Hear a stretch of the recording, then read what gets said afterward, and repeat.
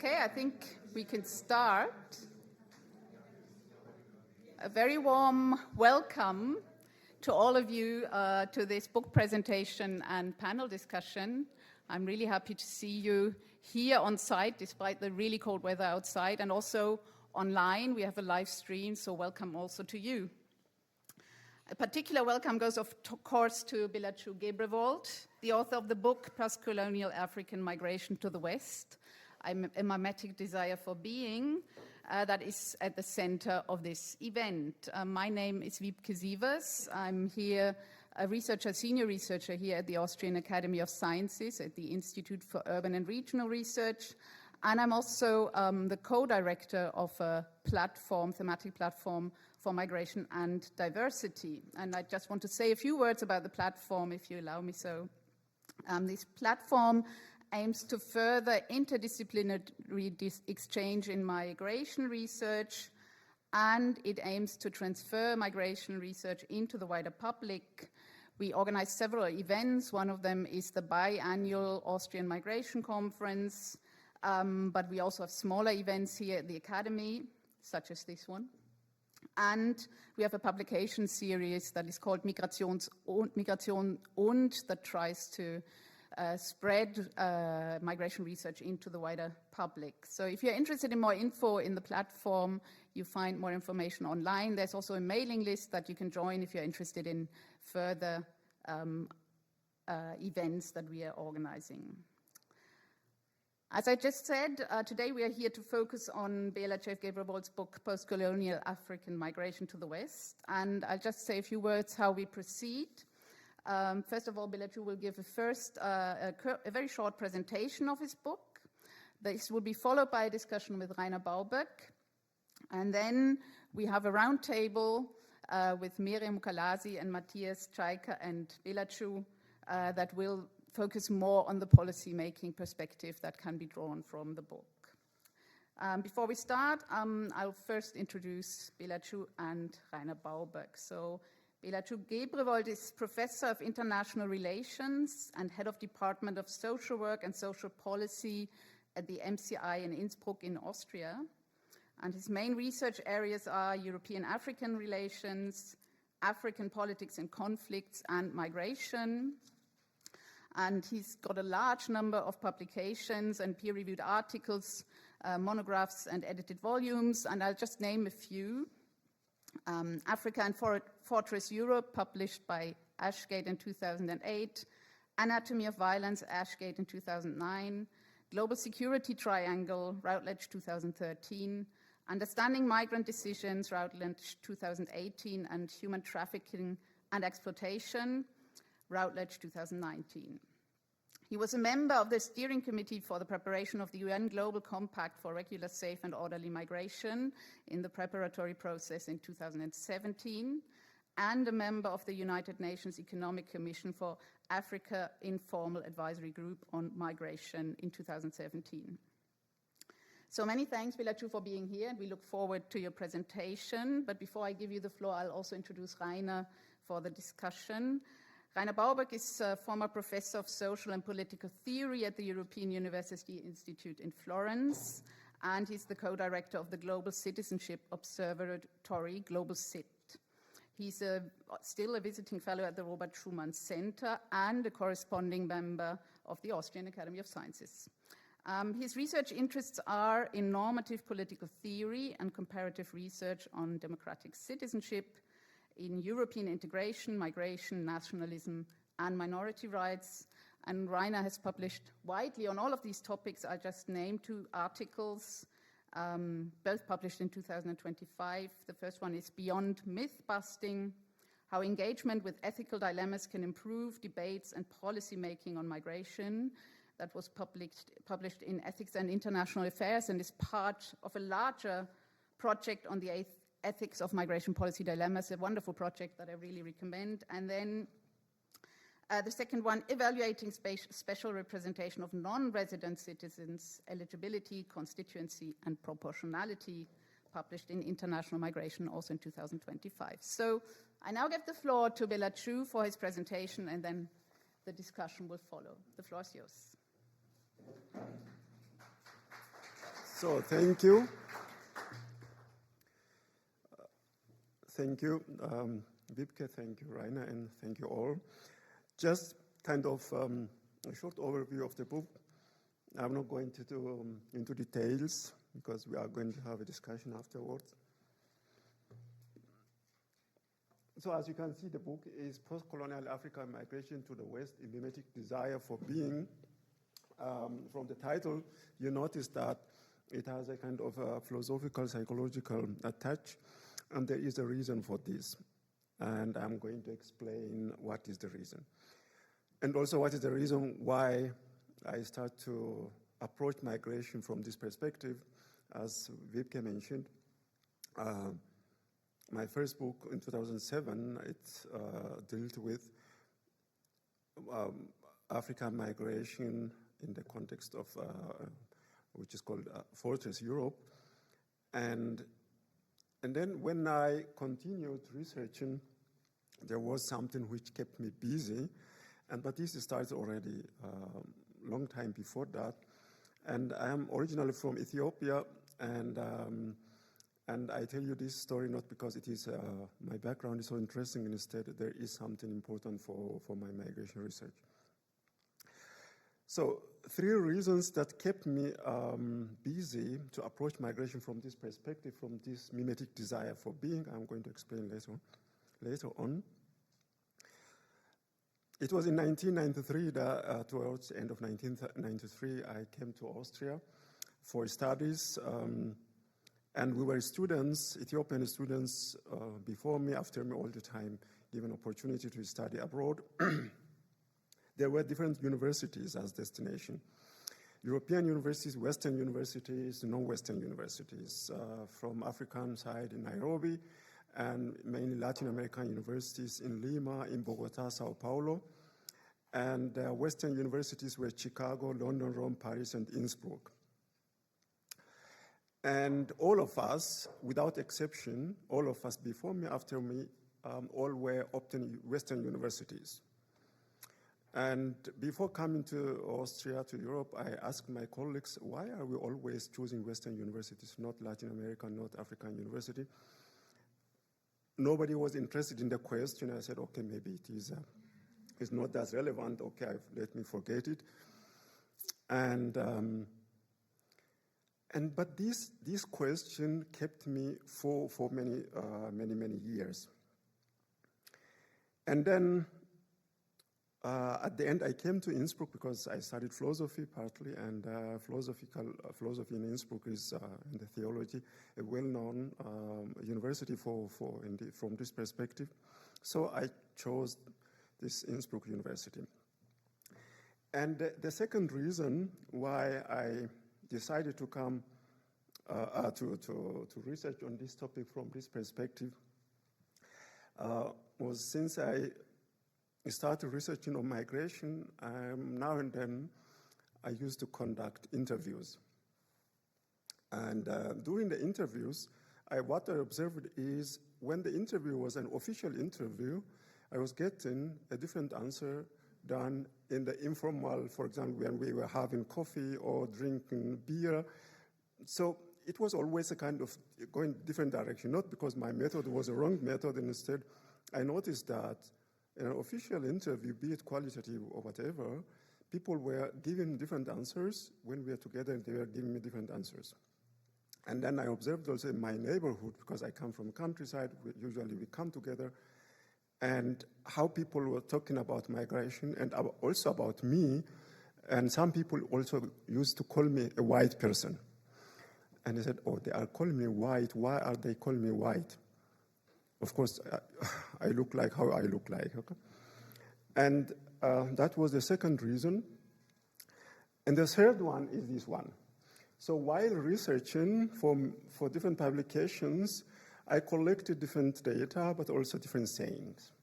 For my first book, while collecting data, I came across to this saying by an African migrant who was trying to cross Ceuta Melilla in order to come to Europe. He said, but they can build the fences as high as they like. They can have as many soldiers as they like. Nobody can stop us from getting through. So this inner determination was for me something more than just saying.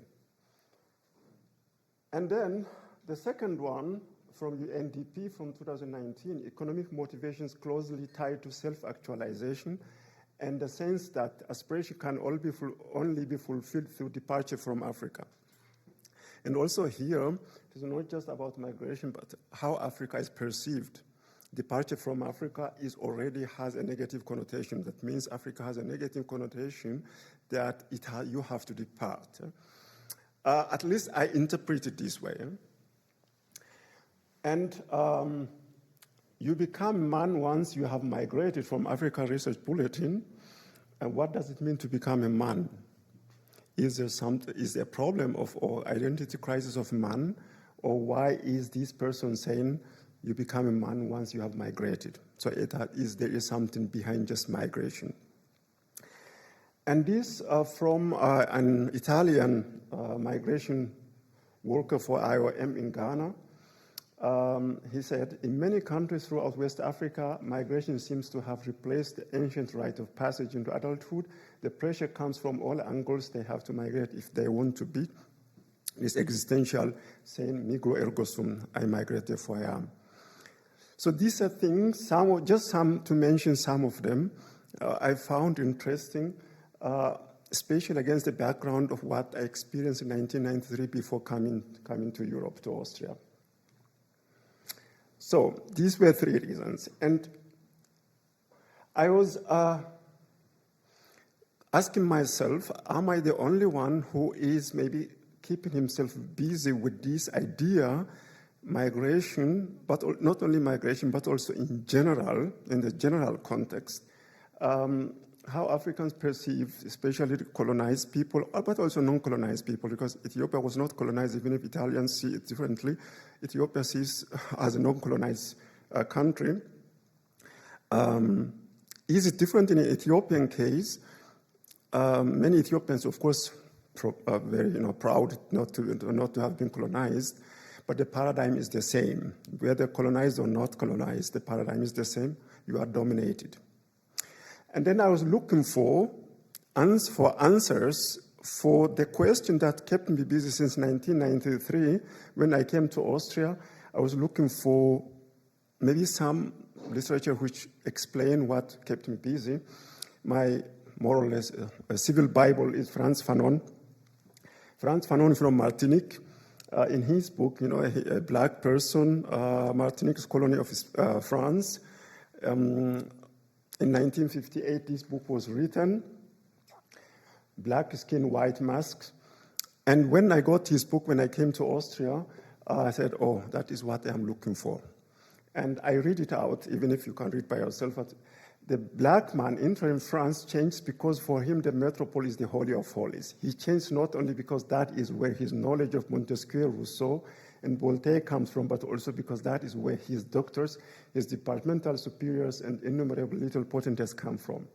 Let us now go and meet one of those who have returned home, that means to Martinique from France, from Paris.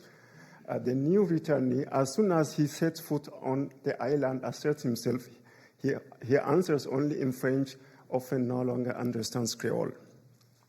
So that is from Martinique, black person, psychiatrist, philosopher.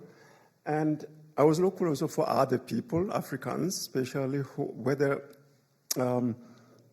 they were kind of writing, researching in this direction. One of my favorite writers is Chimamanda Adichie from Nigeria.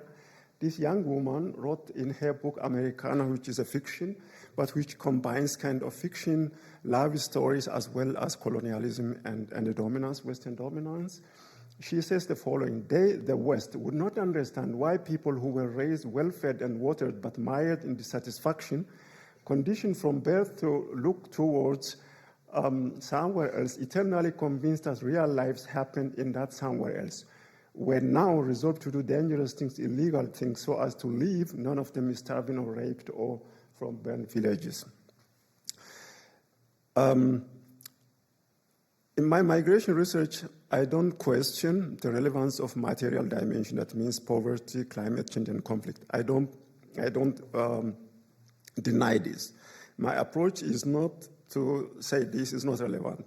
My approach is just to extend, to expand this material or economic or physical grounds or reasons, conflict in this case, just to expand that. That is my interest. When I see this, both Frantz Fanon as well as Chimamanda Adichie, I see there is some interest, not only me, but also others interested in this approach beyond this materialistic or economic one. And so afterwards I questioned, is it just an peculiarly African phenomenon, or is this universal phenomenon? And that is one of the important things. If it is universal, where can I find some information, some hint, which gives me that it is not just peculiarly African, rather universally human? And what is universally human? That is what I call the mimetic desire. We human beings, irrespective of where we are, black, white, man, woman, European, non-European, we are imitators. And we imitate others, and this imitation is one way of strategy of survival. Now it becomes more psychological and philosophical. And my approach is to expand migration from this limited materialistic approach to more broad psychological, historical. And that is why my migration approach is more about expanding this, to understand it from psychological, historical point of view, and instead of limiting to economic aspect. And what did I find? I was really looking for other authors, and this author, Sarah Mahler from the United States, researching on migrants, especially in Chicago, Salvadorians, and she got Salvadorian homeless people who were trying to get residence permits in the United States and looking for jobs. And after she interviewed them, they asked her to take a picture of theirs, sitting on a car or in front of on a car which does not belong to her, to them either. So it is a car just parked in a parking slot. What they wanted is, please take a picture of us and ours, and I would like to send it back home, because people would like to see that we are not a failure. And the idea is, I migrated, I am jobless, I am homeless. At least people at home, back home, don't consider me as a failure. And there is this discrepancy between the reality of yourself, that is actually failure, and the impression which you would like to give back home, which is you are a success story. And this is the discrepancy which I observed whenever I went to Ethiopia, but also to other African countries for research, and especially for research. Yeah? And where does it come from? There is this pressure to be recognized, to be seen as a success. And this desire to be recognized means to be someone, migro ergo sum, which Lopreto said before, is in us that in whatever sense, we don't want to be seen as a failure, and we don't want to be a failure. And this desire. And then I compared this one with others, with other literature as well. That is why my approach is a kind of a broader one. And, Dostoevsky is not necessarily an internationalist. He was a very nationalist Russian. And he went to UK, to France, to Germany, to Italy, to Austria in 1862, and went back afterwards and wrote this book, Winter Notes on Summer Impressions. After all, everything, literally almost everything we can show, which may be called progress, science, arts, citizenship, humanity, everything stems from that land of holy miracles, that is Europe. The whole of our life, from our earliest childhood, is shaped by the European mold. Could any one of us have withstood this influence, appeal and pressure? How is it that we have still not been finally metamorphosed into Europeans? And this discrepancy, now it becomes more psychoanalytical. And this psychoanalysis on the societal level applies not only to Africans but Europe, for all people who were historically colonized but also currently dominated. It is not just about historical slavery and colonization, but in general economic and dominance. And if you compare, for example, Dostoevsky and Tolstoy, but the conclusion is more or less the same. If you read the book of Tolstoy, War and Peace, he observed three things in this huge book for those who read it. The French were fighting against the Russians, and Tolstoy says that the aristocrats and generals were always speaking French. I mean the Russian aristocrats and generals, at the same time fighting the French. Secondly, they were drinking all the time champagne. And third, they were speaking French. But you see, these discrepancies, speaking French, drinking champagne, and they were dreaming that is the third one, sorry, that they would like to go to Paris and how beautiful France is. Like France, Fanon observed before. So you see how even these internationalists, Tolstoy, kind of complaining about this discrepancy or inner discrepancy of the Russians at that time. So finally, what was my approach? And then I end my overview of the book so that we have enough time for discussion. Migration as a mimetic desire for being, and this desire for being to be recognized as someone and to negate the negatedness, that means colonizers negated the humanity of the colonized people. And you have to come out of this negatedness. You have to be someone. And this desire to be someone is not peculiarly of the colonized people.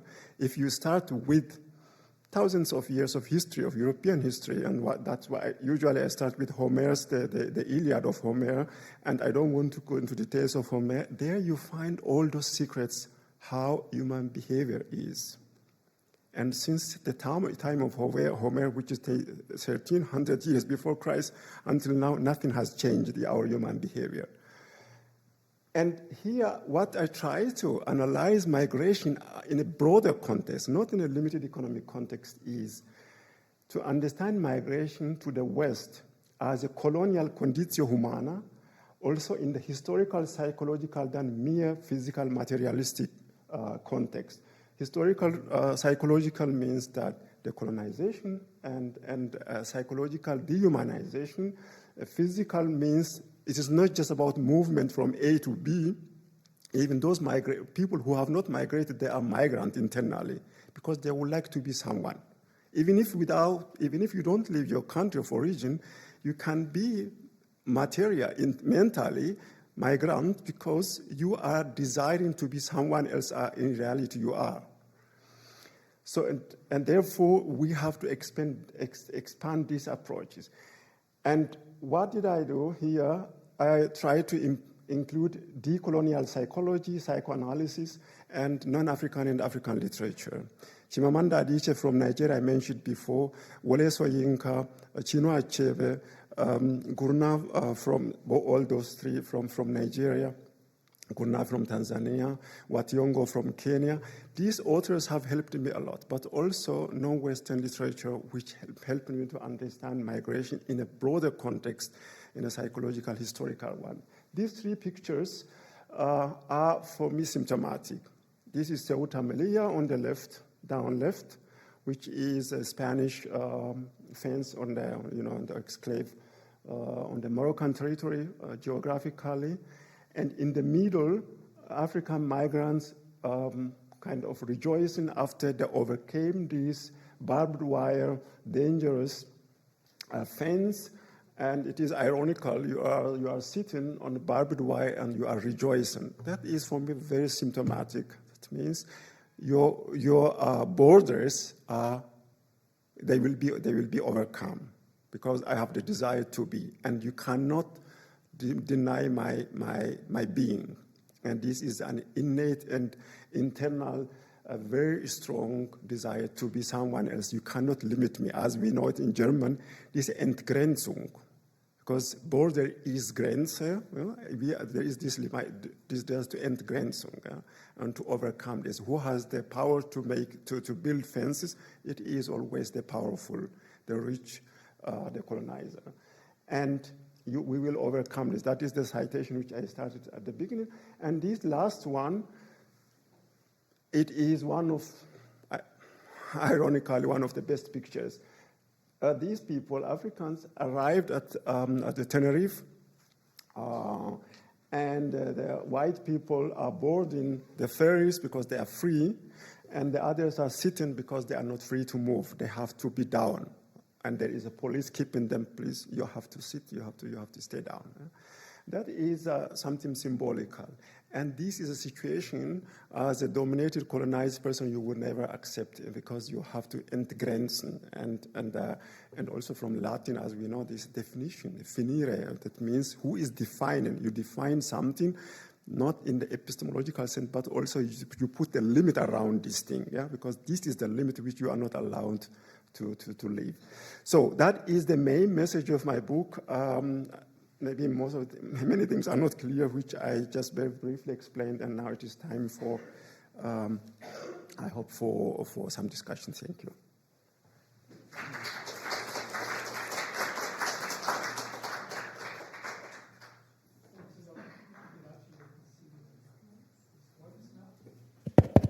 Yep. How much time actually do we have for the discussion, for the interview part of this? Half an hour. Okay, very good. You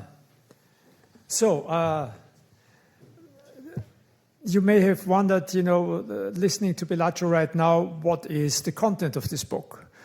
And if you were looking for a book that gives you all the facts and figures and statistics about post-colonial migration from Africa to Europe, that's the wrong place to look at. It's another type of book. It's a big idea book. So there is one essential idea that drives forward the argument of the book, and it goes through a lot of facts and figures, and especially also the literature on migration, in order to spell out this idea and to show that it had been missing so far in much of the migration studies on post-colonial migration. And the big idea is really that there is something beyond the usual suspects, drivers or causes of migration, poverty, conflicts, climate change increasingly. And that something has to do with a socio-psychological condition that is inherited from colonialism and still persists throughout the post-colonial period. And that leads to a stark prediction. If I may, I will just start with a quote from the book, which in a way ought to be shocking for migration researchers. And the quote is the following: "The post-colonial African will to migrate to the West will persist irrespective of conflicts, poverty, and climate change. Post-colonial African migration to the West is not only a flight from poverty, the effects of climate change and conflicts, but also a flight from oneself, from perceived inadequacies. It is an adoration of the West and an entreaty for recognition." So here's my first question to you, Belachew. If that's the diagnosis, is there anything that could change migration flows from Africa to Europe? You say they are going to persist as long as this underlying socio-psychological desire for being and becoming like the Western Europeans will persist. So any perspective for change? And I think it's hidden in your book, but maybe you could spell it out for the benefit of the audience.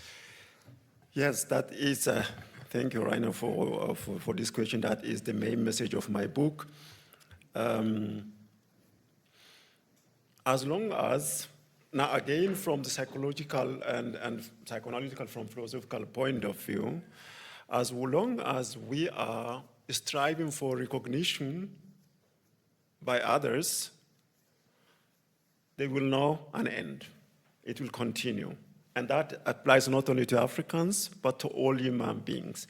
That is one of our problems, that we strive for recognition, to be recognized as equal human beings, as we want to gain our identity after being recognized by the others. So now on the meta level, that is not going to happen.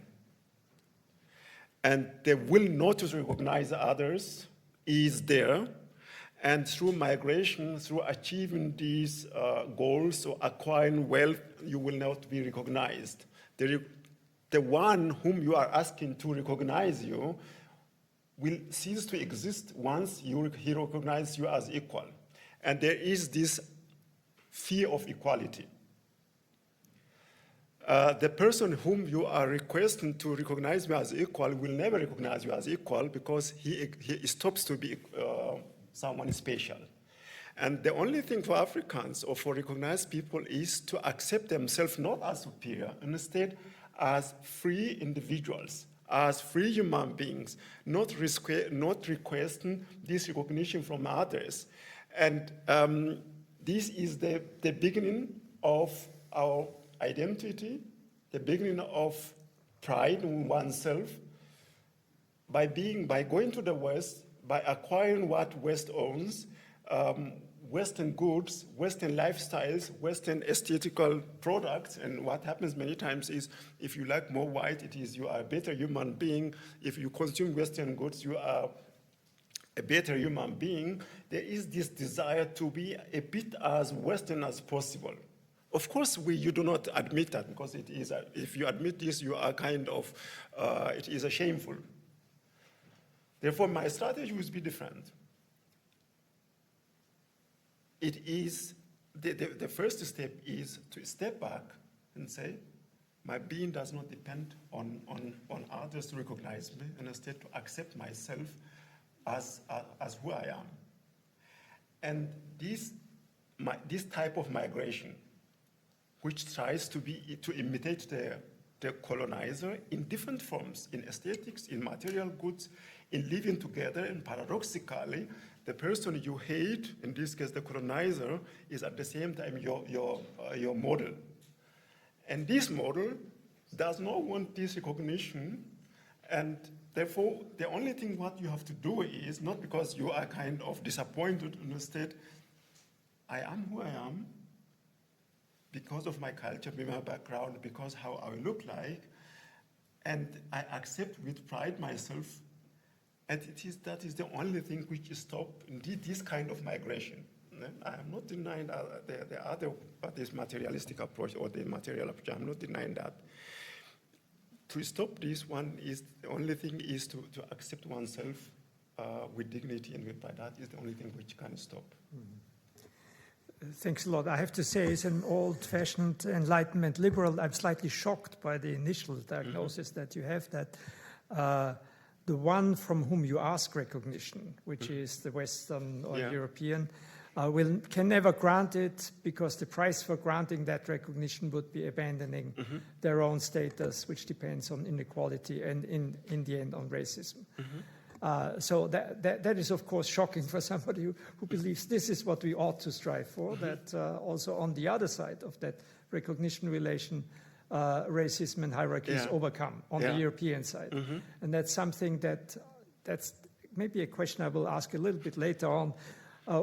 Where is the European side in your theory? You know, is there any message that is also addressed to Europeans, or do you just see them and in a way accept them as the inheritors of a colonial history that can no longer, that are unable fundamentally to change their attitude towards the Africans? But let's postpone that question for a while. The other thing I wanted to ask you is about the theory that you are invoking in your book, which is René Girard's theory of mimetic desire.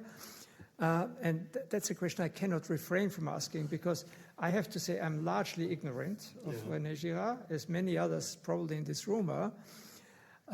And the few things that I knew suggested, well, he's a kind of niche theorist, that has been recently gaining a certain prominence and notoriety after his death because of the way he has been used in the MAGA movement by tech giants like Peter Thiel specifically, who considers himself to be, a late disciple of René Girard. So I have to ask you that question. You can't blame Girard, who passed away, some time ago.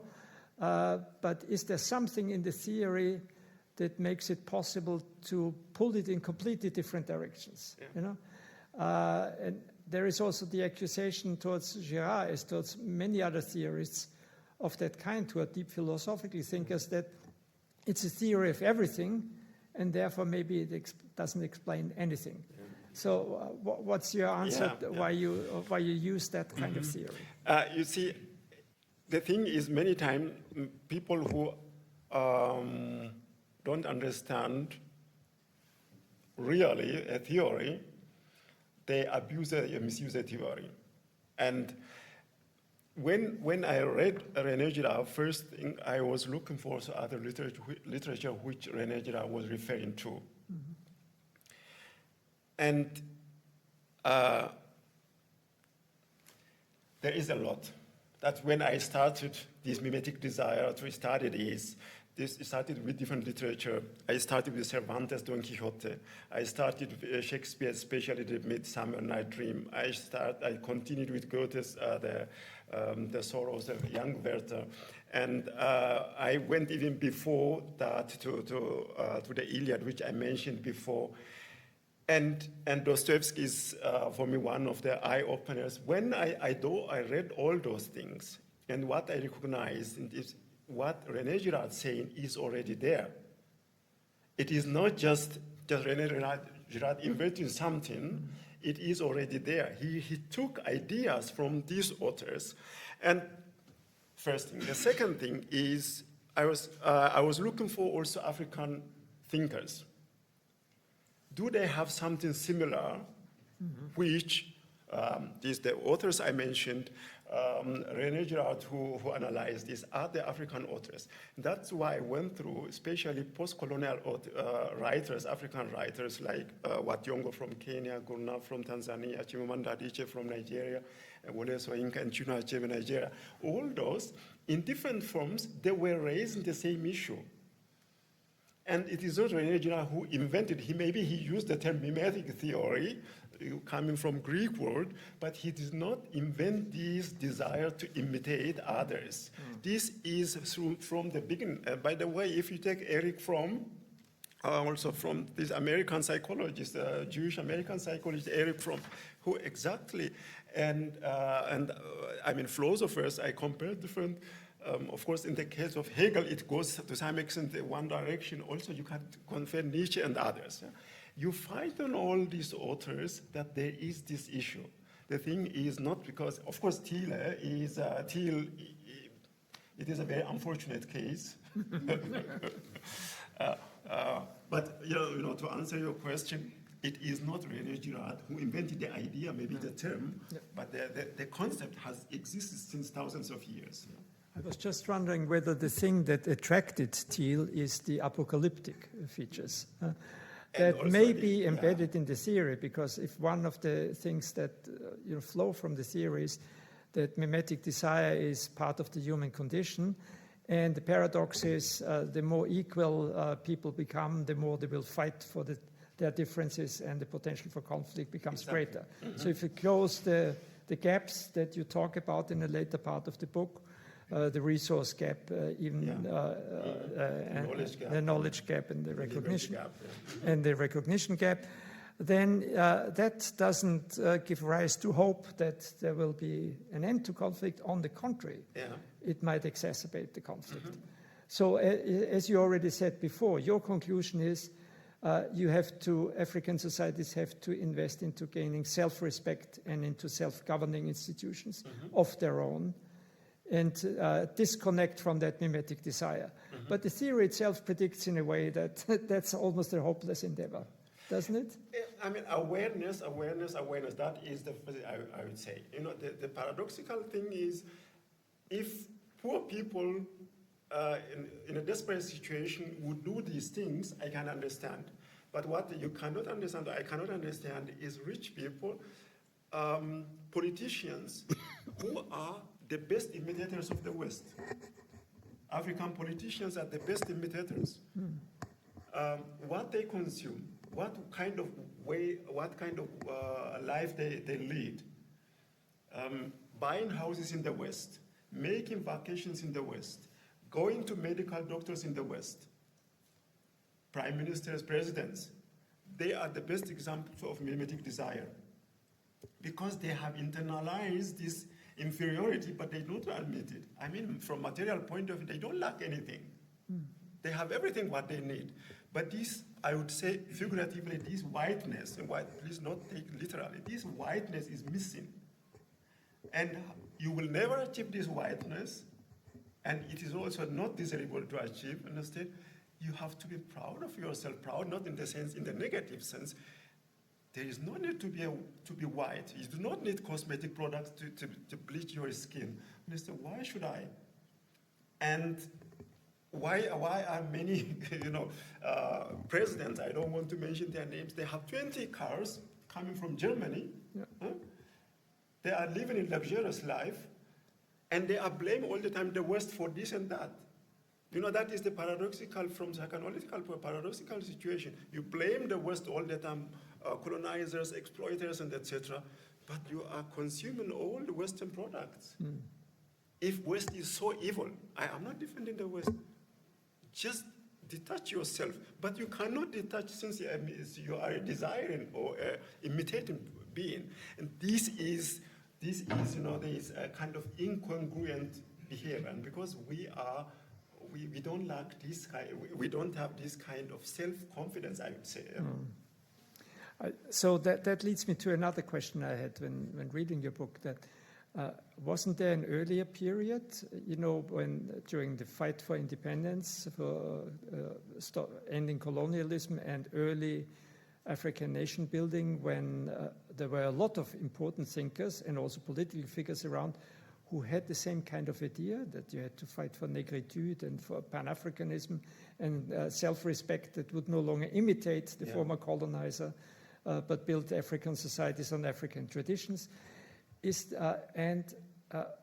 projects seem to have miserably failed.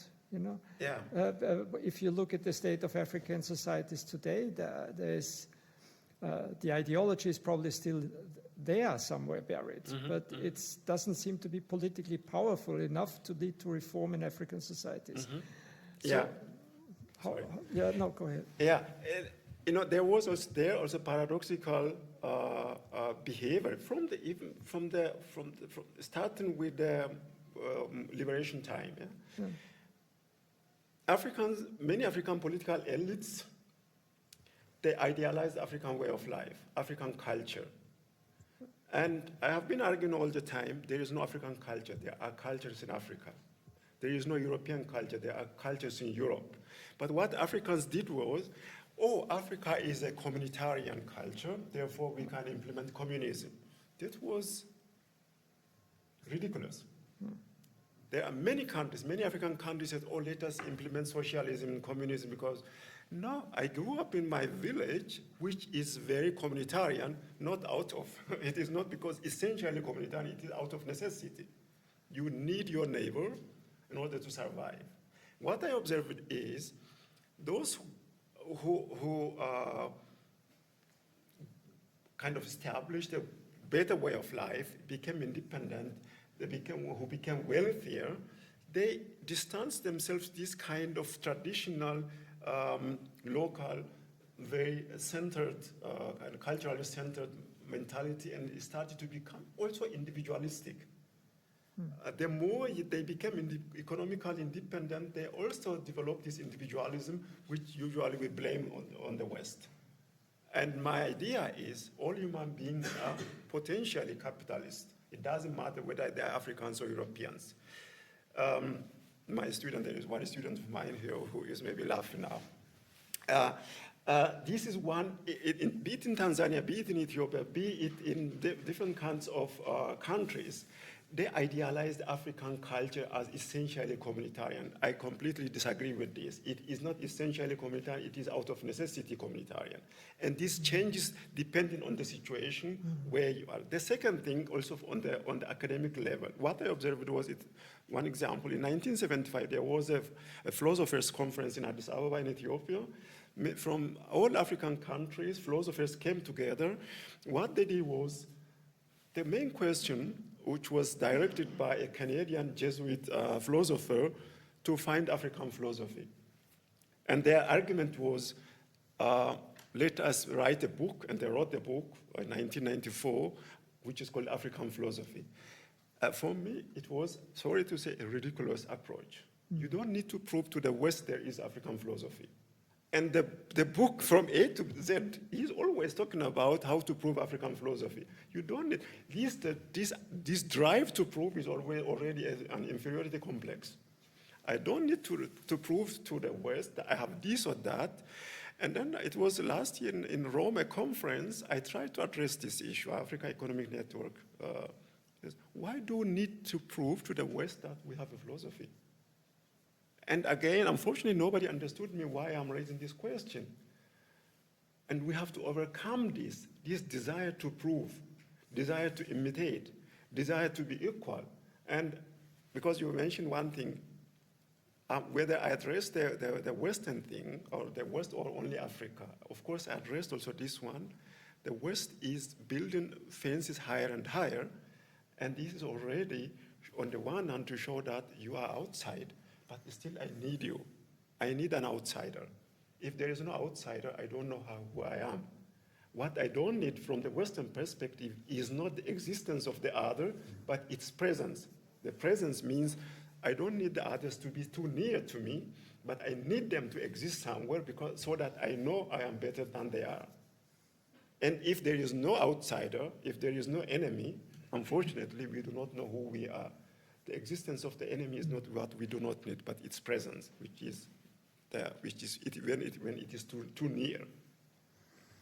So we have dealt quite at length with the philosophical foundations, and maybe this is an audience that is also interested in how this connects to the topic of migration specifically.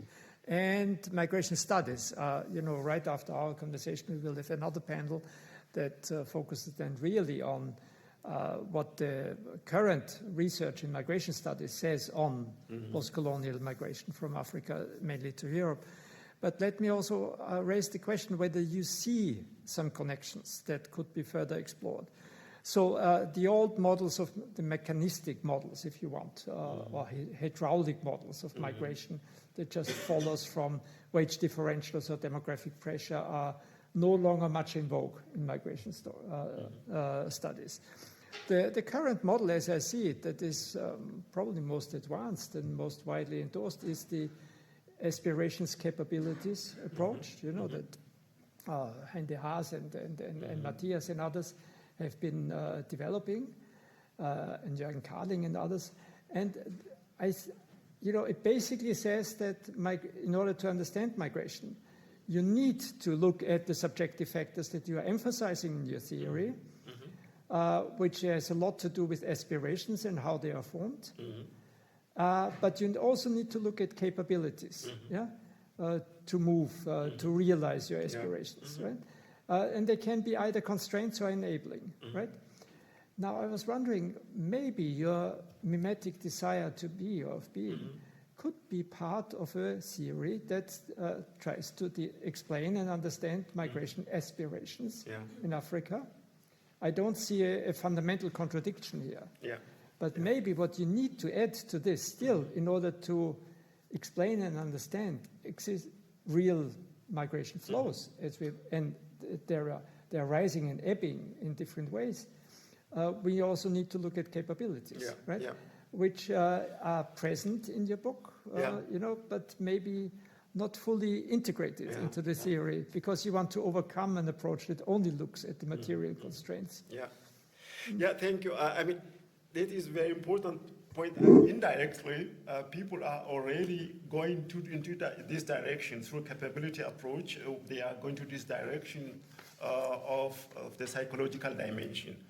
And what I addressed in one of the chapters is both material capability one, as well as mimetic from the imitation one. In one of the chapters, I addressed this.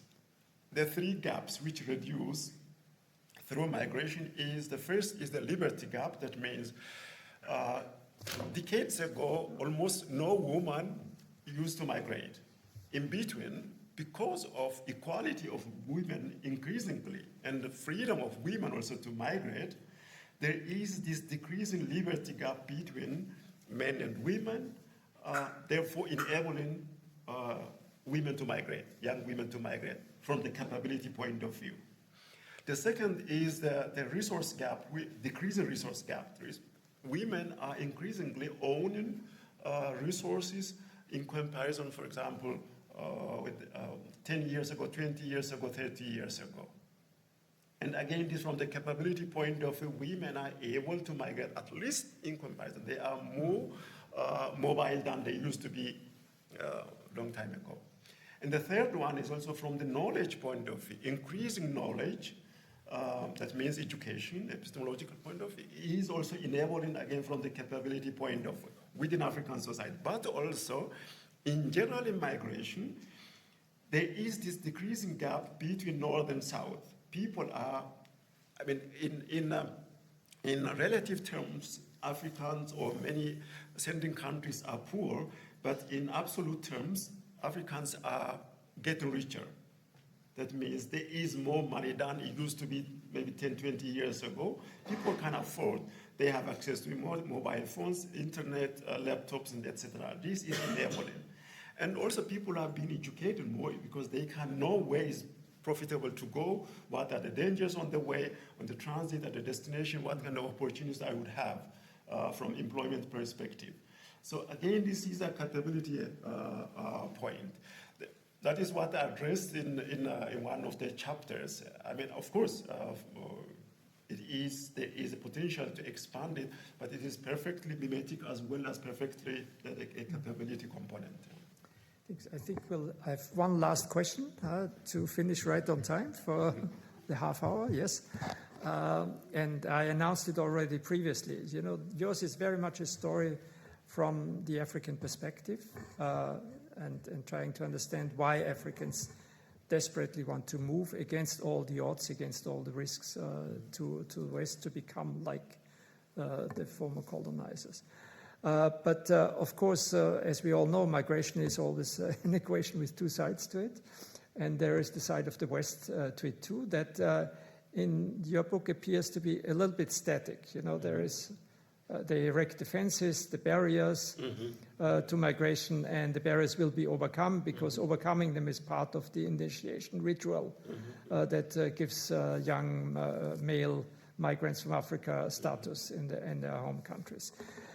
But let me ask you, what would you expect or hope for in terms of attitudes and policies on the side of the West that might actually help to contribute to the goal that you want, that you are pursuing, which is self-government and self-respect in African societies, that the push, the mimetic push for migration in a way could be mitigated, could become lesser, and the tragic sides of these migrations could be averted to a certain extent. So people who are, you know, well-meaning people who think what would be a good form of migration say there is a huge demand for migration on the European side for demographic reasons. There's a huge reservoir on the African side.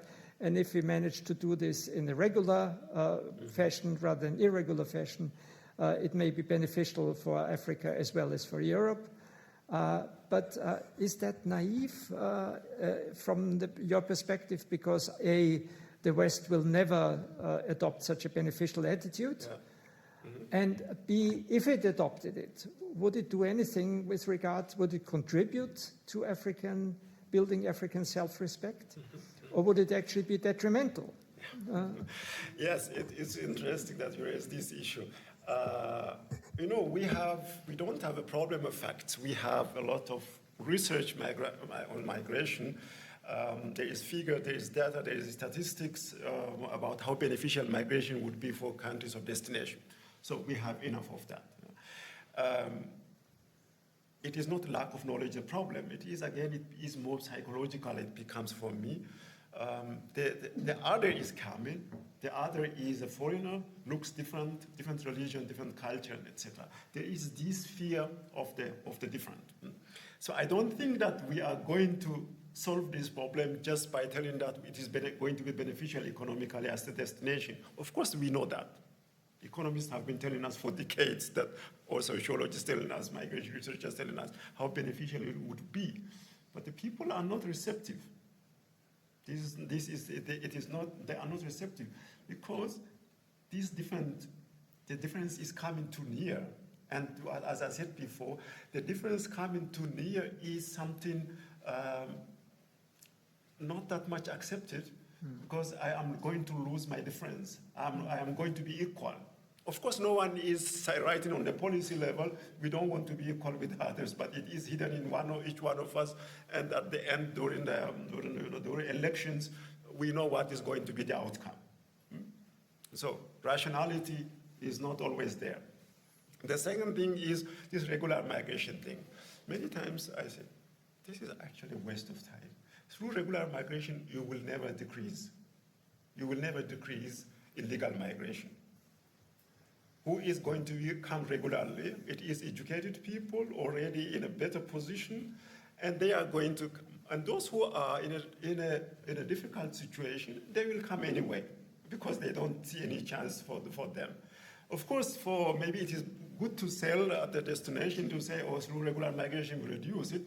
And my assumption, from what I know from different discussions in my areas, in other countries where I travel to research, this will never decrease. What is the outcome? What is the solution? Of course, I do not have a shortcut solution. Africans can primarily, it is African political decision makers, Africans who address politics, economics, as well as culture could contribute to this awareness raising. That you do not get your identity and respect by migrating, by imitating the other, and instead by accepting oneself, not out of resignation, instead out of pride. And this is not going to be solved just by telling people, instead by understanding. And for me, maybe one of the things is to talk openly about this. Many times we do not talk about this because it is shameful. And it is considered as self-degrading to say, oh, maybe we did wrong things. Individually, politically, economically, on the policy level. And one last point, as long as we make the West scapegoat for our poor policies, in African countries, there are many African countries, unfortunately, affected by poor policies. If we stick to the economic reasons that people are leaving for migration, because of poverty, if this is true, the poverty issue of today, conflict issue, is not necessarily, and it's not exclusively because of colonization and Western dominance in it, because of poor policies. If we at least govern ourselves in a better way, economically and politically, at least we could address part of the issue. And this is not because of the West, as Africa is poor governed, it is because politicians are not working with the people and for the people, instead against the people. Thank you very much, Belachew. Let me just, one final remark. I've read a novel by Ian McEwan over the Christmas holidays that is dystopian. After a climate catastrophe and nuclear war, the center of the world that runs the internet is in Nigeria. And Europe just becomes an archipelago of islands that are pretty much disconnected from each other. So there's a fairly pessimistic scenario, but maybe there's something that could change along these lines. I hope. Thank you. Thank you very much.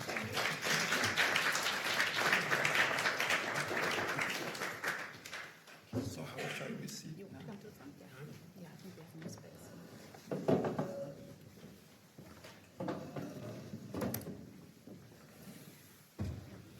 This was für Fragen? I go there. Or? No, you stay. You stay. You're the main person. You cannot leave. I thought Okay. I think we have had quite a lot of theoretical discussion about the book now. This discussion is trying to move forward a little bit, thinking about what is the potential of this book to think beyond the world we are in. How can we move forward is one of the questions. I think one of the things that came out of the discussion is that it's very difficult, but nevertheless we want to try it. We have two more speakers here with us, and I want to introduce them first, and then we move into the discussion. So the first speaker is Dr. Miriam Mona Mukalazi. She's working at the Vienna Institute for International Dialogue and Cooperation, and she previously conducted research on feminist security policy as a Max Weber postdoc fellow at the European University Institute in Florence and at Georgetown University in Washington, D.C., and at the Institute for Peace and Security in Addis Ababa. And in her dissertation, she dived into the security policies of the African Union and the European Union to understand the logics of colonialities in institutional legitimation practices. And it's with this specific focus that we invited her today. So besides her work in academia, she was a consultant for the European Commission and the World Bank and started her career at UN Women Germany, specializing in women, peace, and security. And Miriam has published on African feminism, peace and security, and feminist foreign policies. Just some examples here. In 2023, Spotlight on the gender knowledge gap in security policies, published by the Friedrich Ebert Stiftung Regional Office for International Cooperation, and an article, The African Union, Silence and the Guns Between Stereotyping and Owning Gender Roles, published in Zeitschrift für Friedens- und Konfliktforschung in 2023. And Matthias Czajka is University Professor in Migration and Integration and Head of Department for Migration and Globalization at Danube University in Krems, the University for Continuing Education. He's also the coordinator of the PhD program in Migration Studies. Matthias holds a master's degree in economics from University of Constance and a PhD in political economy from the University of Freiburg in Germany.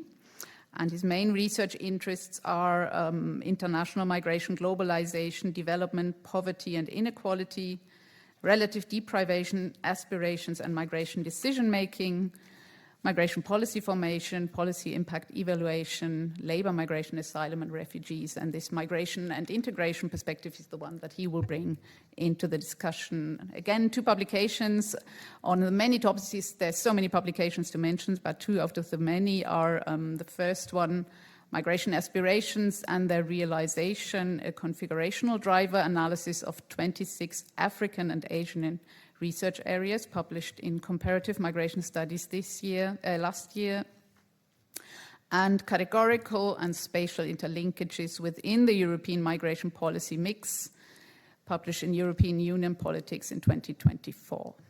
So, first of all, before we go into the discussion of the future, I will give Miriam and Matthias the floor so that they can say a few words about the book, make a few comments about what they think about the book, and then give Belachew a chance to answer, and then we move into the future discussion. Miriam, you want to start? Yes, thank you.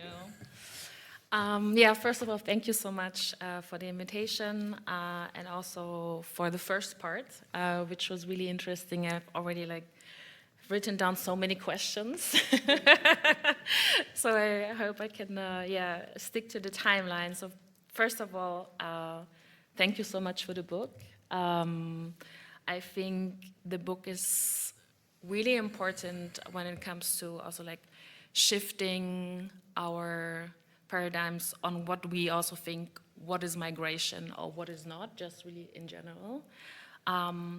But I also think, because I come from a feminist research tradition, what I really liked about the book is that when I read it, I had so many curious questions. And I think this is something in particular that the book really contributes to a canon where people are also willing to ask curious questions and might also find answers they might not like or do not expect. So I think in that sense, it's a super interesting book.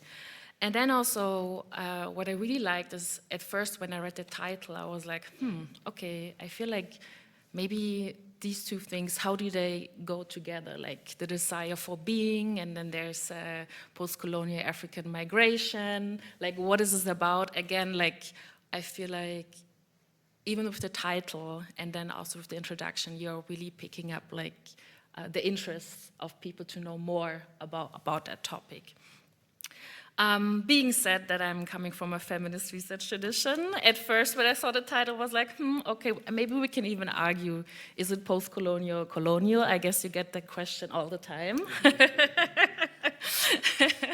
And then also, when I read the book, I think you really have shown how important it is also that when we talk about migration and study migration, also really go out of the dominant approaches we have. Either it's regarding methods or methodology, epistemology. I think that book is really crucial for that. And then the last point I want to make regarding like more the academic aspect. I think this book is also really essential because when it comes to migration studies, because it is dominated by global North institutions where the money lies, where the centers are built when it comes to migration studies, like most of them are in the global North, it really contributes to the citation policies that many post-colonial scholars are trying to disrupt. What I mean is that when we have in academia publications, mostly scholars that are based or from the global North are being used as a citation because of the language they use, because they can write and publish in English, because they have the funding coming from global North institutions. And although we are today here in Austria, I think by changing the citation policy that you did, like using other references, I think that was really crucial. So maybe I stop here and then we go back to the policy aspect. Yeah. Matthias. Yeah, thank you very much. Also from my side, and thank you for the invitation, and congratulations, Belachew, really for really an amazing book that I read with a lot of excitement, and I gained a lot of it from reading. And thank you also very much, really, to help me overcome my ignorance with regard to René Girard's work. I was really trying to look into his work. I wasn't familiar with it, and I think it's really worth to look into it. I haven't fully grasped the entire sort of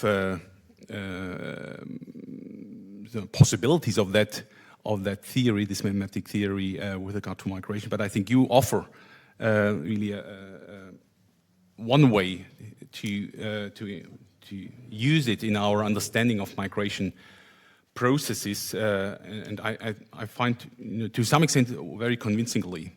To some extent means there are some issues I would see rather critical, but what I think the first point that I want to highlight is, which I think is very useful, is your ambition to basically expand and enrich migration theory, particularly in migration processes, how migration decisions evolve over time, how migration aspirations evolve in form, and I think there this theory of mimetic desires is very helpful, because aspiration, it has been mentioned, aspirations, capabilities, research is often relatively silent on the fact and on the question, where do these aspirations actually come from?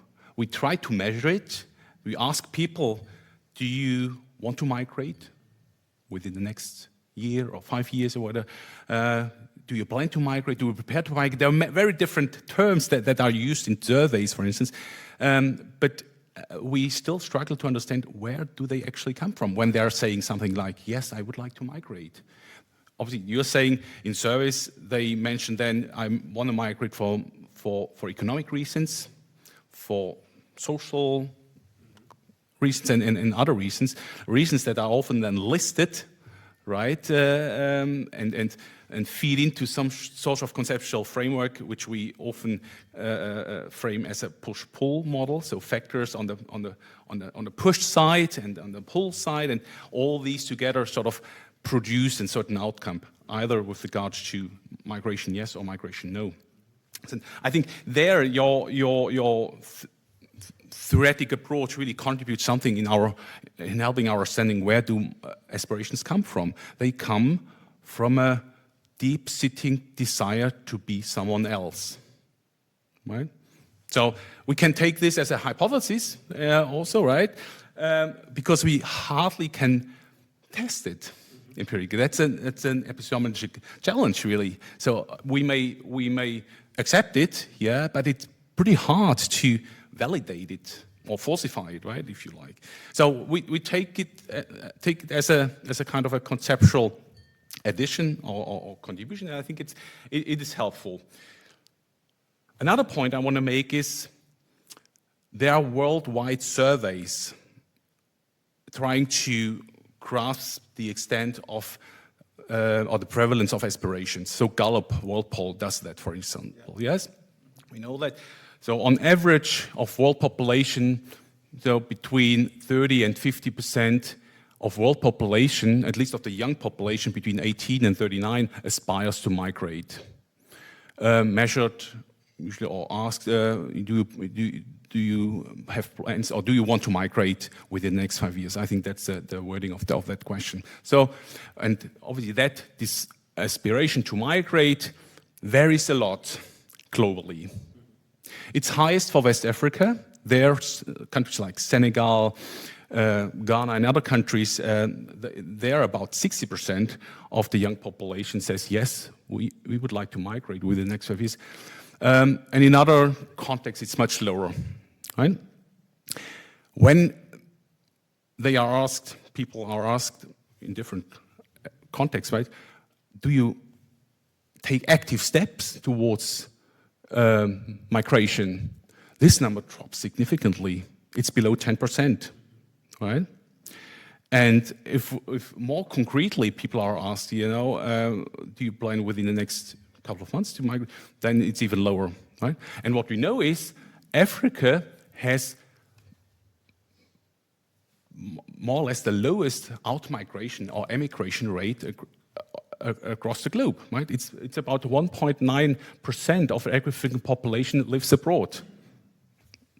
9 million about in Europe, but of a population of 1.5 billion, right? So Africa is, in one sense, aspiring a lot to migrate, but obviously there are some obstacles or some processes going on that prevent or that do not lead to a materialization or realization of these aspirations in the migration. And my question is, why is that? That's my first question. The other question is, obviously, that's it's extremely interesting is, if there are about half of the young population in Africa, these are several hundred millions, obviously, aspire to migrate, and only a low percentage of these young people are able to migrate or materialize their migration aspirations, what does it mean of the rest? What does it imply? What does an unfulfilled desire or an unfulfilled aspiration to migrate do to those people individually or to African societies?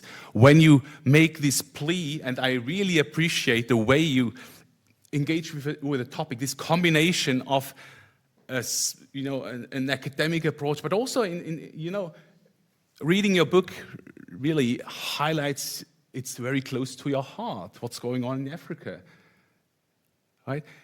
And this has a lot potentially to do with unfulfilled aspirations to migrate, and the way young people may engage with their societies, with their politicians. Does do unfulfilled aspirations, lead to a kind of some sort of fatalism, right, with regard to your own societies, your own community, or is it producing something else? Right. That's another question. I mean, one. How much time do I have?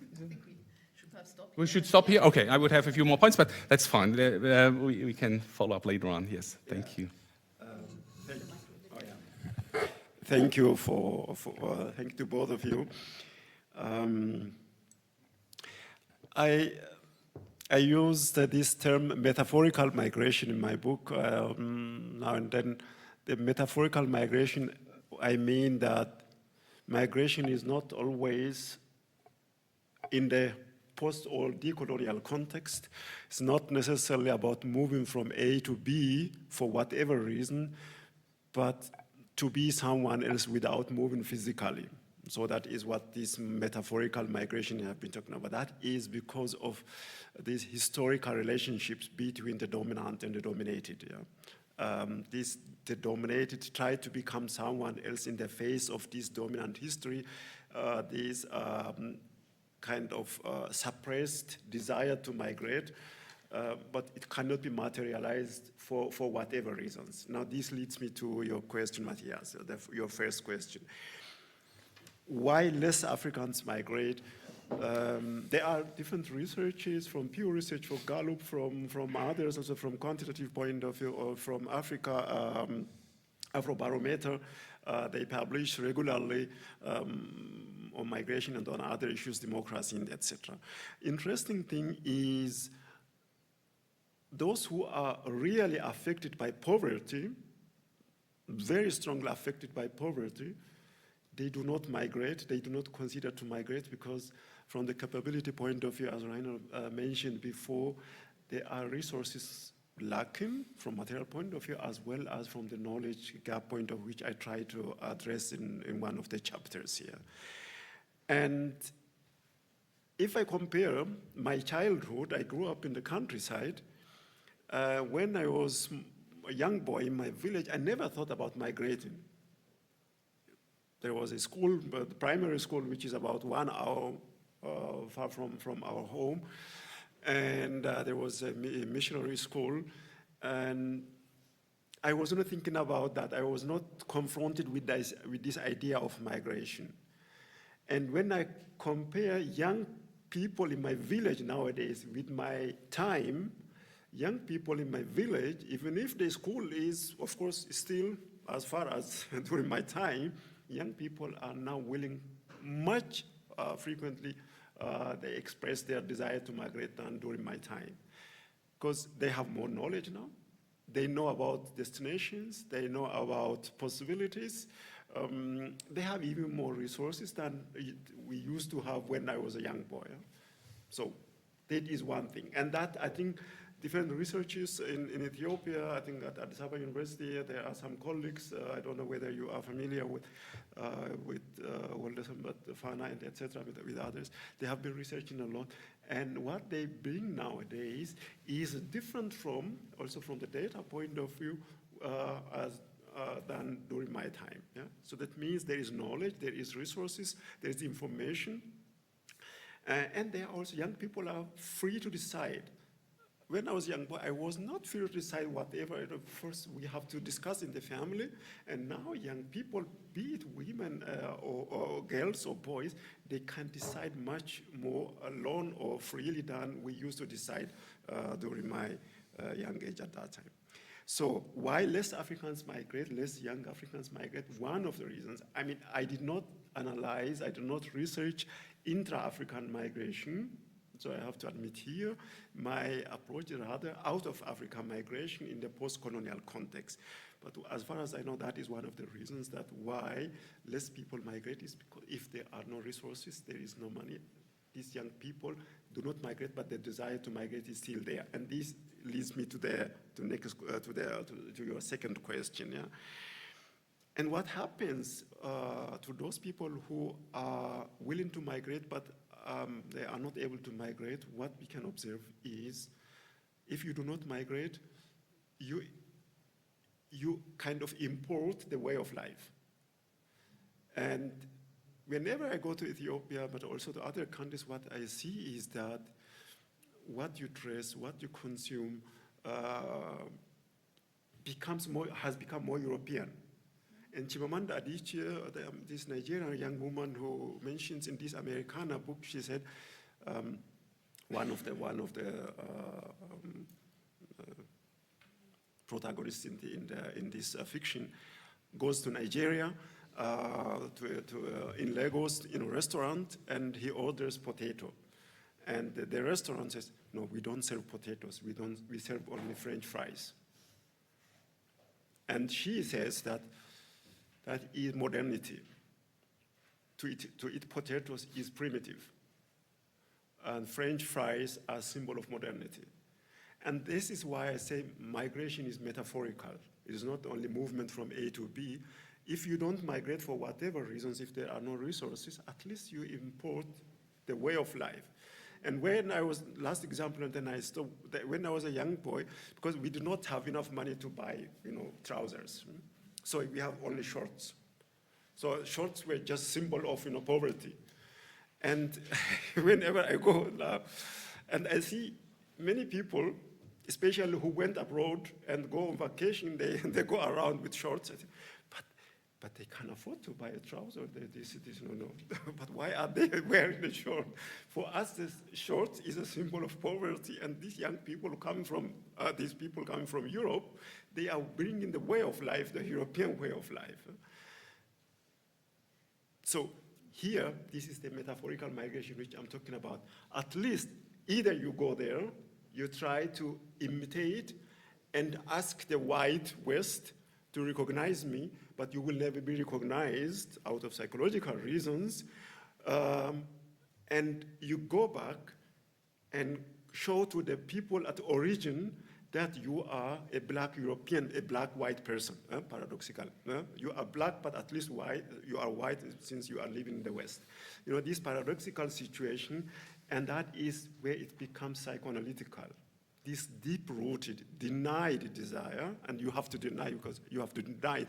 You have to, this is Europe is a projection kind of screen for this paradoxical relationship. Ideal, model, but Europe tells me at the same time I am inferior. And I hate it therefore. But I admire it at the same time because it is superior and it is superior. And out of this cycle, how can we come out? That is what, as you mentioned, not out of resignation, but out of pride, to accept yourself. I am not inferior. I don't need this way of life to be someone.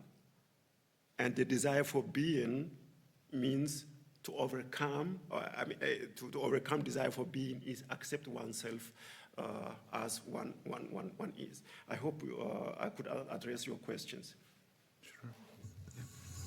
Thank you. I think we should now move to this further point of taking this forward into the future, into, what can we do? It sounded a bit when we heard the debate between Rainer and Belachew as if there's almost no way out, no way that policymaking can help or that we can move forward. So I asked both speakers, Miriam and Matthias, to think a little bit about what is the potential of this book for the future policymaking in migration and integration policymaking, but also in foreign policymaking. Is there anything that is already happening that is close to what Belachew writes about?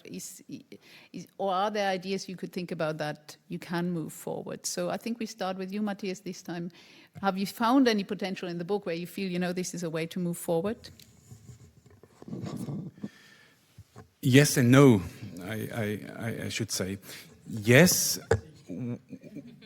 with regards to the critical approach that you have with regard to root cause policies, so pinpointing, very specific factors that might produce migrants and migration, and and ways to address those root causes, whatever they may be. So this is obviously one paradigm in European policy making, migration policy making, to address the so-called root causes. And your critical perspective, I think, is very helpful, because it is, I think, it has become more or less sort of common knowledge and understanding in migration research that. First of all, it's very challenging to identify the root causes, right? And then we know that there's not a single root cause. There are multiple causes which interact, which configure, which create so-called driver complexes.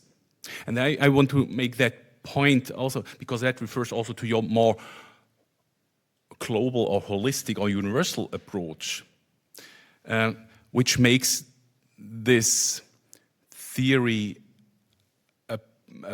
not very helpful to translate into really very clear policy approaches. We have done a project, the MICNEX project is it called. It's so far the largest European-funded migration research project on migration development nexus. There we have interviewed or implemented a survey in 10 countries, African and Asian countries, from Pakistan to Ghana and Cape Verde and other African countries, surveying 13,000 households in 26 research areas, asking about many migration-related issues, but also about migration aspirations. Surprisingly, we don't find any clear pattern of what drives migration aspirations. It's very heterogeneous. It's very much context dependent, right? And that makes it obviously challenging for policymakers, right? There's no one-size-fits-all policy approach. It has to be contextualized, even policy approaches, yeah? So I think there, obviously, your proposal here for conceptualizing migration clashes a bit with effective policy making. So we need to contextualize migration management or policy approach. So I think that's something which does your book not offer, right? And I read also René Girard was criticized for his theory, because it doesn't offer really very clear policy approaches or implications. At the same time, I found it still refreshing to think about it. How, even in a hypothetical world, how should a policy approach look like if this is the main and primary driver of international and global and African migration? Right? That would require that not the materialistic deficiencies are the main sort of target points for policy making, referring to root cause policies, but we need something that addresses recognition and dignity and equality. Right? So a kind of a recognition approach. So what kind of migration policy would offer something that gives African and other migrants that recognition, right? And I was thinking, okay, we do have, somewhat some sort of policies. For instance, recognizing African degrees, tertiary education degrees would be such an approach, or recognizing African education more generally, right? And recognizing sort of African culture as well. So some way to to approach, your proposed primary driver of migration from a much broader perspective than just a materialistic ones that we and less technocratic one that we currently do. I'm not saying that is realistic, because Europe, not in foreseeable future, will sort of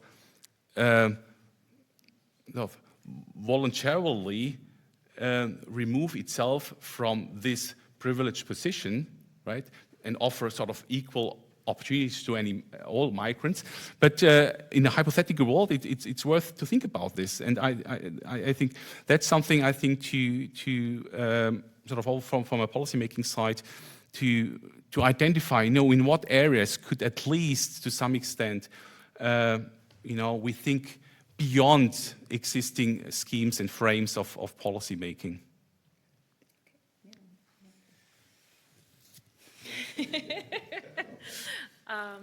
So for me, because the question was also like about the future, what is already happening. Although I'm not a historian, and I think now I'm hanging out too much with historians, I think it's always good to look back in history, and I think that's also what you've done in the book, to look at first how were some kind of like phenomena like similar or different, and how did also like states or other governments entities dealt with it. And the other thing is also when you look back into the past, there we also see that the pattern of like belonging and how an identity is being constructed is definitely led by the desire of this racial hierarchy to the more you are closer to whiteness, Europeanness, Christianity, the more fulfilled you think you are, and also the higher status you have. That's what people are then have been linked to how they construct their identity and their desire, what they think. But really coming more from the policy standpoint, and also like giving a little bit of a reality check, is when we talk about migration, I think it's really useful to apply the angle of what is the problem presented to be by the government or by the European Union, and what is actually the problem, right? One example I can give is now the Austrian government is working on a strategy for the African continent, and one part of it is called migration and mobility. And what has been really prominent in the discourse is the cooperation with the Ugandan government, where the negotiations are about building so-called return hubs for refugees and migrants that are from Austria and then being sent to Uganda.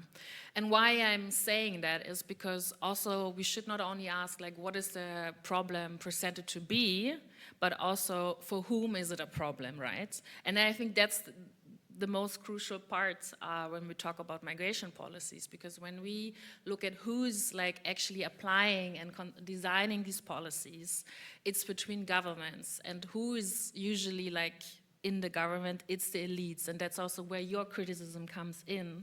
Or then say, okay, the African elites in power, they are doing these deals when it comes to migration policies, and they're, I would say most of the time, not acting in the best interest of the people. They're acting in the best interest of themselves, but also of the governments they have been building. And then again, like giving a reality check, what we can see also with the Ugandan example is that after the budget cuts from the US that have partially funded also some of the asylum migration policies in Uganda, now the Ugandan government has to look for another source of income kind of, or investment for its policies, and uses that for, of course, their own benefits. So what I'm trying to say is when we talk about the reality check and also maybe talking about a trend and what might come in the future, I think it goes both ways, right? So it's the elites in the African countries, but also the elites in the global north countries who are trying to solve their problem presented to be linked to migration. And it would be desirable that these policies really center the people. But I feel like this has been said for decades. So let's see. And the other point I want to make regarding like a positive example, I think also often when we talk about migration policies, and I think it's not just the case for migration policies, but now we are here talking about migration policies. It's also good to look at other policy frameworks that are out there that might tackle similar policy areas, but don't have like migration in the title. Why I'm saying that? Because I work a lot on a policy framework called Women, Peace and Security, where the focus is like prevention of conflict, participation, like gender balanced participation in policy progresses, and so on. But there also, within that, is a part that deals with migration. Because why? Of course, like when you are fleeing like a conflict and you're exposed to a lot of violence and you're on the move, either to the neighboring country or to Europe, that's where the part of migration comes in. And what we can often see in these policy frameworks, because they are highly influenced by feminist researchers, feminist advocates, but also feminist people within these institutions, you can see that they have approached that it's really linked to what are the desires, but also the needs and demands from the people being affected. And what we can see here is then there are results which I think when you initially think about migration might not pop up. Why I'm saying that is that in so many surveys and so many like research papers on that topic on women, peace and security, but also in the policy frameworks, we can suddenly see like when something pops up, what do people need when they are on the move, when they have to flee, when they migrate, is like normal things like hygiene products, you know? So that's really something where you can see, okay, they really ask the people what they actually need. And it might sound simple, but of course, if you are fleeing now on the move, this is something a pregnant woman might need.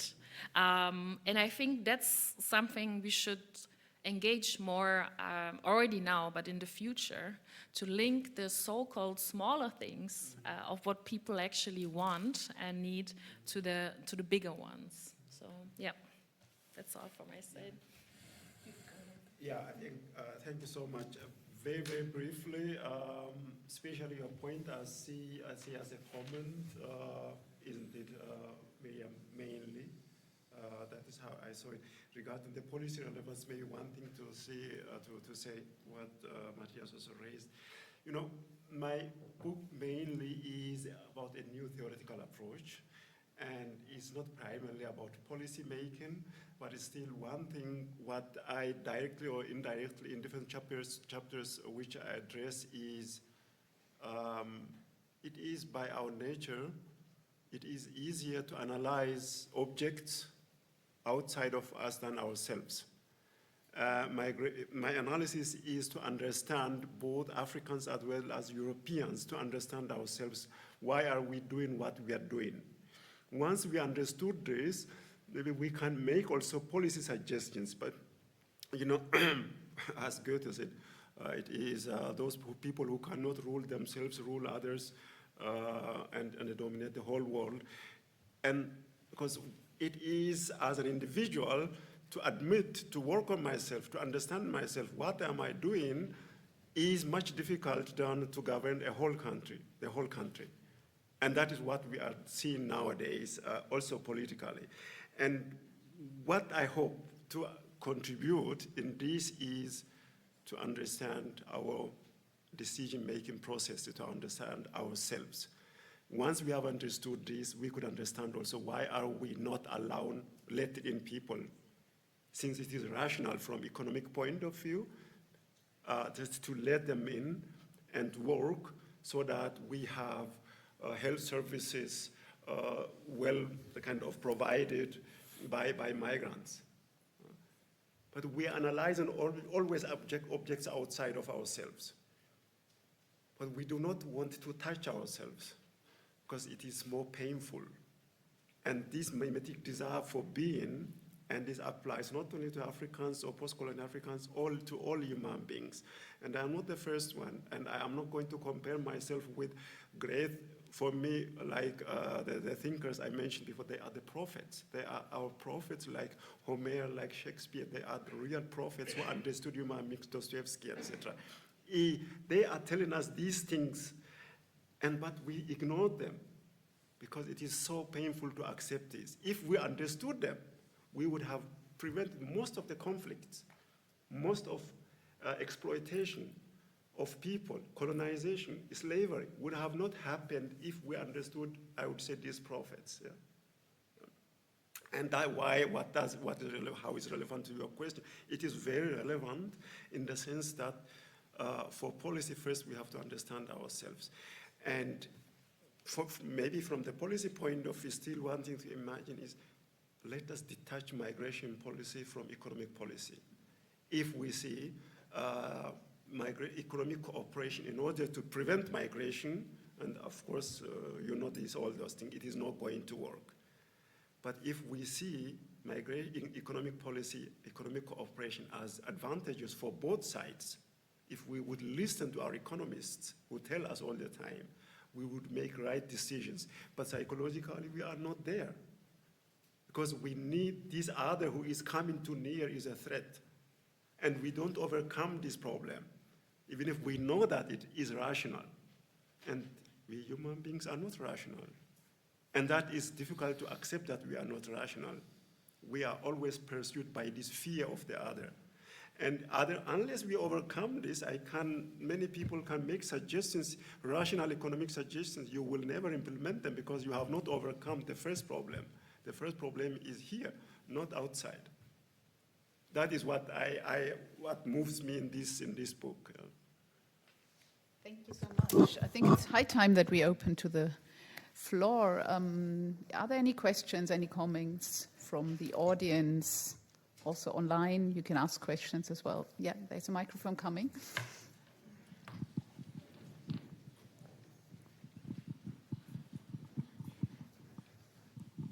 Thank you. Thank you very much for this interesting insight into your book. What I'm thinking now the whole time is, so your departure point is mimesis, okay?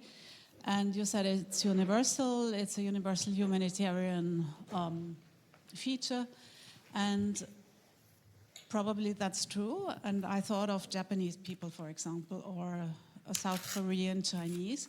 They are super imitators, but they produced all the products, Western washing machines, TV stations, whatever, all the technologies within their own countries. So Japanese don't want to become Americans or Europeans, but they want to also have these items and these consumer goods, and that's my question. Is it the post-colonial thing that makes these huge differences? So because Japanese politicians, they took all that into their country for their population. So now they are, we could say a Western country. Mm-hmm. But nevertheless, they are Japanese, they are proud of that. Would you say that this colonial experience is the more crucial point than the mimesis? That's my question. Shall we gather, or do you want to? Shall we gather a few, or do you want to answer first? Maybe very briefly. Yeah. The difference is, as far as I know, even, for example, South Korea is also colonized, and the thing is, one of the problems in the post-colonial African context is this scapegoating. We have not overcome this. I am not saying that the other colonized people do not blame the colonizers, but what we observe, at least in my research I observe, is in African context, scapegoating the West, explaining everything what happens nowadays in the colonial context is extremely widespread. I don't compromise, I don't play down the role of colonization, but still, if institutional, we have to do more to overcome this scapegoat mechanism. Yeah.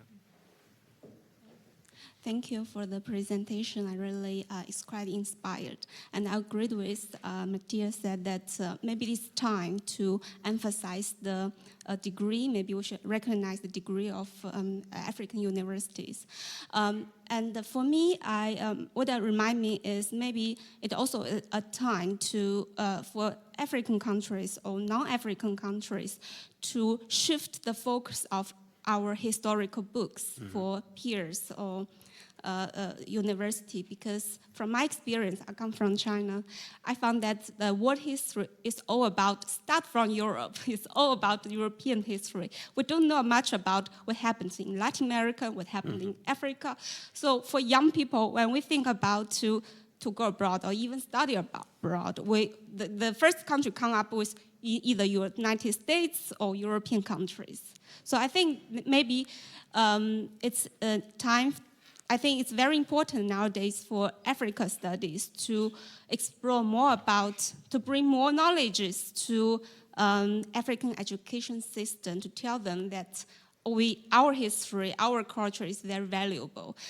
Or explore the what is tourism resource that to develop the tourism in Africa.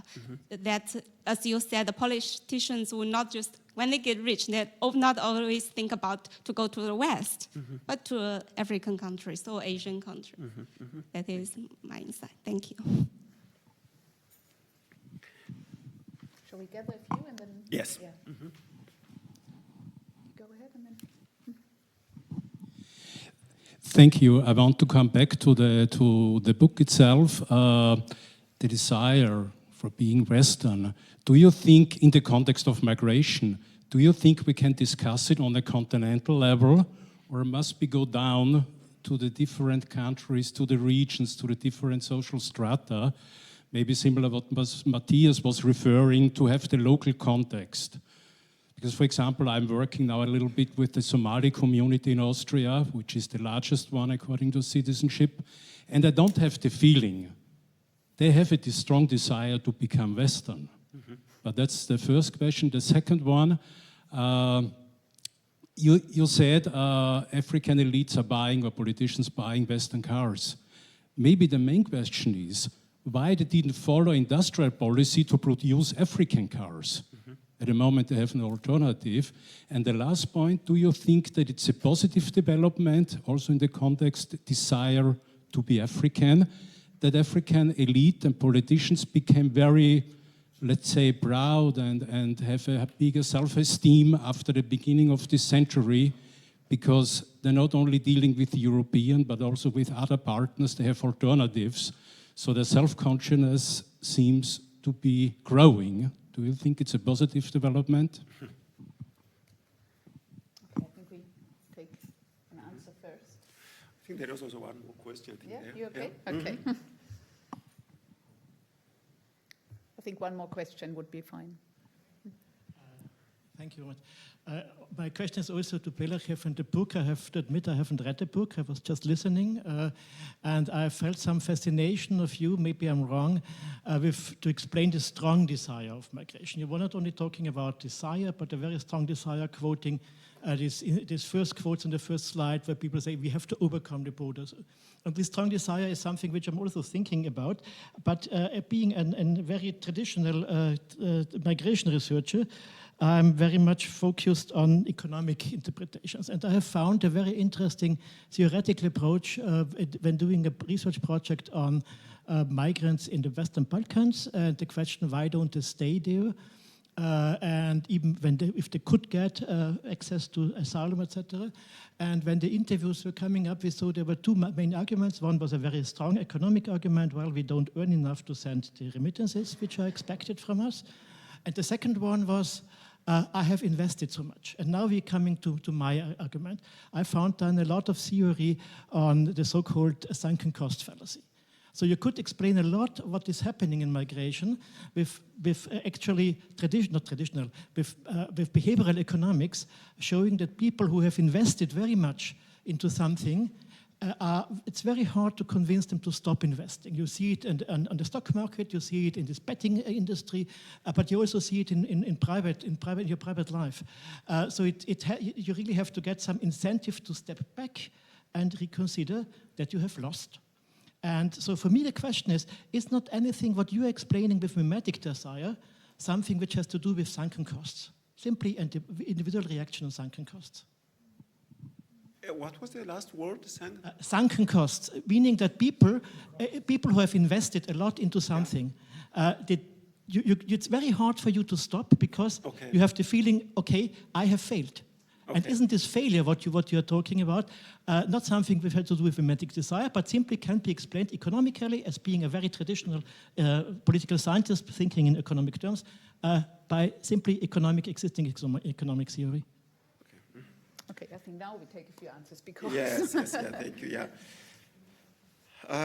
regarding discussing on the continental level, I think it is important that we address these issues also on the continental level, on the regional level or state level, in the schools. What is the issue with migration? What are the reasons for migration? I personally try to discuss this with colleagues during some conferences with people with African background. Most of the times I do not have a really very good experience because they consider it as an attack on Africa. An attack on Africa as a betrayal of Africa and etc. Sometimes I feel a kind of exhausted. At the same time, I say, oh, I have to continue this because there is something which is denied. We have to continue discussion about this issue. I don't know where it is going, when it is going to happen on the continental level. I have no idea. But at least what personally I have been trying is, when we have partner universities, I try to discuss with colleagues. I remember it was in Tanzania 2 years ago. I went there because we have a research cooperation, University of Dar es Salaam. The first reaction was rejection. And then afterwards, I got some emails. That one evening, a woman, she is a director of the university, said, during the dinner, she said, what you said today does not give me any peace, and we started discussing. And I think that was one of my, let me say, successes. At least people are thinking about this. And I hope the same is going to happen. And Franz, I hope I got your question correctly. More or less? No, it was more this desire of being. Is it not completely different? Let's say in Somalia and in Botswana compared to Senegal or Ghana, traditional countries of immigration. Yeah, I disagree there. The desire for being is not different in different cultures. Desire for being as human being to be recognized is always everywhere the same. So I defend this theory.